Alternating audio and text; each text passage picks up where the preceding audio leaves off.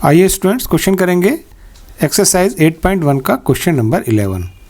देखिए क्या करना है हमें इस क्वेश्चन में, right the first 5 terms of each of the sequences and obtain the corresponding series.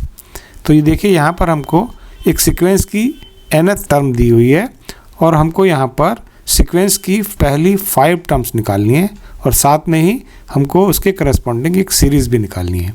देखिए निकालते हैं इसको, सीक्वेंस की फर्स्ट 5 टर्म्स और सीरीज़, और साथ में ये भी समझेंगे कि सीरीज़ और सीक्वेंस में क्या डिफरेंस है।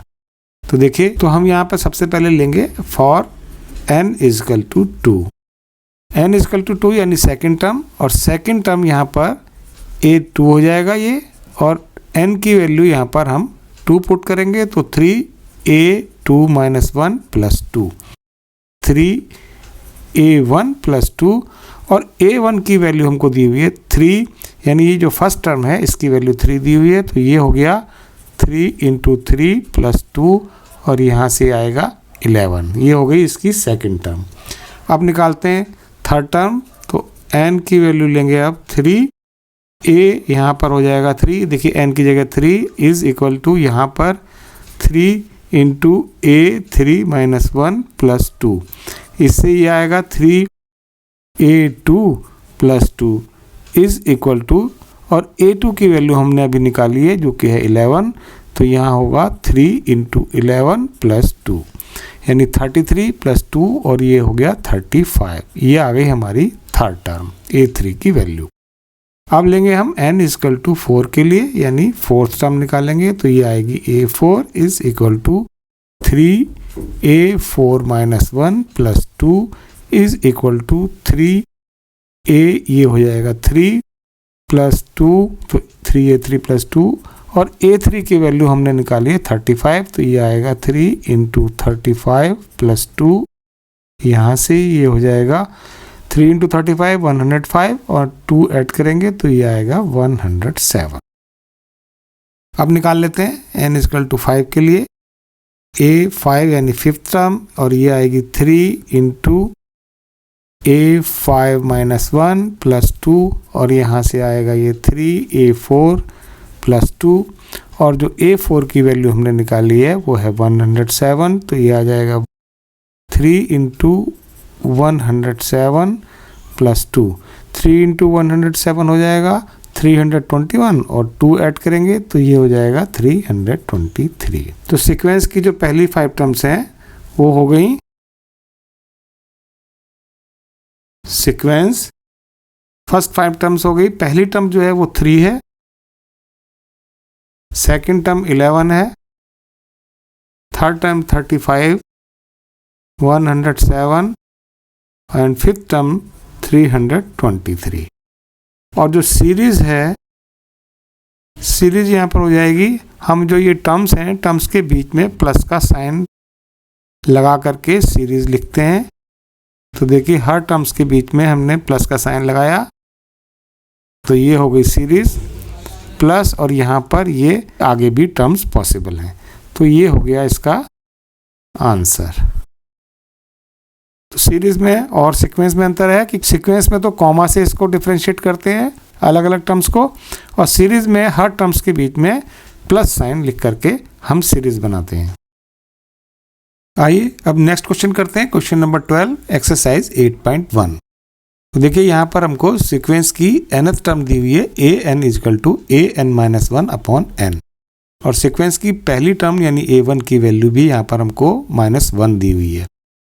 n की वैल्यू ग्रेटर देन 2 और इक्वल टू 2 होगी यहाँ पर। तो इससे हमको निकालनी है सीक्वेंस की पहली 5 टर्म्स और उसके करस्पॉन्डिंग सीरीज। तो देखिए सीक्वेंस की पहली 5 टर्म्स निकालते हैं। फर्स्ट 5 टर्म्स निकालने के लिए a1 तो ये हो गया, और n की वैल्यू सेकंड टर्म के लिए लेंगे 2, तो यहाँ जब n को 2 लेंगे तो ये हो जाएगा a2 is equal to a2 minus 1 upon 2, जहाँ n है उसकी जगह 2 पुट करना है, तो ये आएगा यहाँ से a1 अपॉन 2, और a1 की वैल्यू हमको गिवन है -1, तो ये लेंगे -1 अपॉन 2, तो ये a2 की वैल्यू आ गई -1 अपॉन 2। अब n इजकल टू 3 लेकर के थर्ड टर्म निकालेंगे, थर्ड टर्म हो जाएगा A3 इज इक्वल टू, यहाँ भी हम n की जगह 3 पुट कर देते हैं, तो ये आएगा A3 माइनस 1 अपॉन 3। इससे ये हो जाएगा A2 अपॉन 3, और A2 की जो वैल्यू है ये निकाली हमने -1/2, तो यहाँ से ये -1/2 अपॉन 3, इससे आएगा ये -1/2 इंटू 3, और ये हो जाएगा -1/6। तो A3 की वैल्यू हो गई -1/6।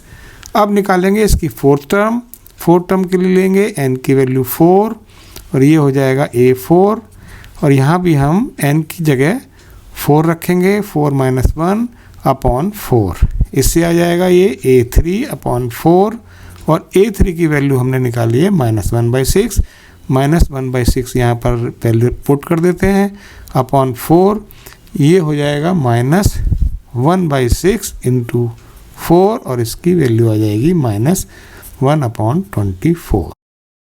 अब निकालते हैं इसकी फिफ्थ टर्म के लिए n की वैल्यू लेते हैं 5, ये आ जाएगा यहाँ पर A5, और A5 की वैल्यू आएगी A5 माइनस 1 अपॉन 5, इससे ये आएगा A4 अपॉन 5, और A4 की वैल्यू निकालिए -1/24, यहाँ -1/24 पुट कर देते हैं अपॉन 5, इससे हो जाएगा ये -1/24 इंटू 5, और इसकी वैल्यू आ जाएगी -1/120।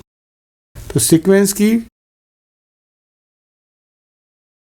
फर्स्ट 5 टर्म्स लिखेंगे यहाँ पर। देखिए फर्स्ट टर्म A1 की वैल्यू यहाँ -1 है, ये हो गई फर्स्ट टर्म। सेकंड टर्म हमने निकाली है -1/2, थर्ड टर्म है यहाँ पर -1/6, फोर्थ टर्म्स -1/24, और फिफ्थ टर्म जो है वो है -1/120।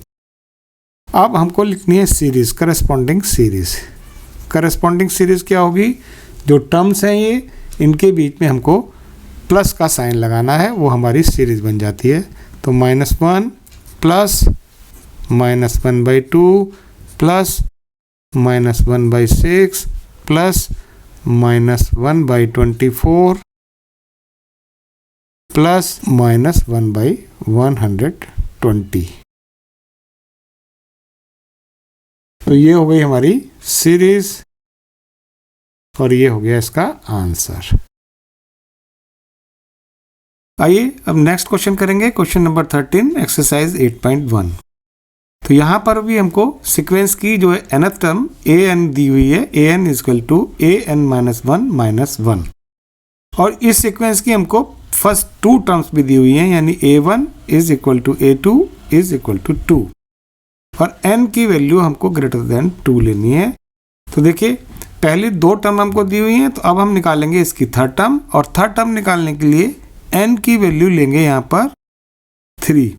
जब n की वैल्यू 3 लेंगे तो यहाँ पर इसमें a3 होगा ये, और यहाँ से ये a3 माइनस 1 हो जाएगा, और इसकी वैल्यू a2 माइनस 1, और a2 की वैल्यू यहाँ है 2, तो ये हो जाएगा 2 माइनस 1, और ये इसकी वैल्यू होगी 1। अब देखिए फोर्थ टर्म निकालेंगे, यानी n इक्वल टू 4 के लिए ये फोर्थ टर्म आ जाएगी a4 आएगी a4 minus 1 is equal to a3 minus 1, और a3 की वैल्यू हमने निकाली है 1, तो ये होगा 1 माइनस 1 यानी ये 0, फोर्थ टर्म इसकी 0 होगी।